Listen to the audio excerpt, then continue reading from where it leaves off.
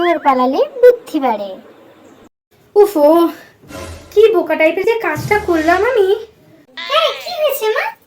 কি আর হবে, ওই বাবলুদের ঘরে গেছিলাম, ওদের ঘরে বাটিটা নিয়ে যেতে ভুলে গেছি, আমাকে ডবল এসে নিতে হলো। হ্যাঁ হ্যাঁ হ্যাঁ হ্যাঁ, আপনি যখন গেলেন নিয়ে যেতে তো তখন পারতেন, তখন ডবল বুঝতে হতো না আপনাকে।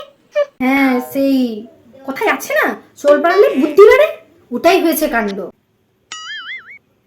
বুমা বুমা, এমা আপনি এরকম করছেন কেন? কি হয়েছে? সব দরজা জানলা সব বন্ধ করে দাও, পাড়ায় একটা বিশাল একটা চোর ঢুকেছে বাবলুদের ঘরে। সে কাছে চুরি হয়ে গেছে, ফ্রিজ, টিভি, ওয়াশিং মেশিন, খাবারের সবকিছু নিয়ে গেছে, থালা বাটি। টেবিল ফ্যানও নিয়ে গেছে। হ্যাঁ, তুমি কি করে জানলে? চোর দাদা নিয়ে যাচ্ছিল টেবিল ফ্যানটা, সে টেবিল ফ্যানের তারটা ইয়া বড় ওটা গুছাইনি নিয়ে চলে যাচ্ছিল। আমি তো বললাম, আরে দাদা আপনি ওই তারটাকে ভালো করে গুছিয়ে নিয়ে যান, তবে তো কি নিয়ে যেতে পারেন।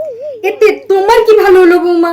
কালকেই তো বললেন যে চোর পালালে বুদ্ধি বাড়ে। আপনি তো আর বলবেন না আমার বুঝতে কম বুদ্ধি, তাই জন্য তো চোরকে পালাতে দিয়ে আমি আমার বুদ্ধি রেখে পারি না। কি ভালো করে নিরা বলে।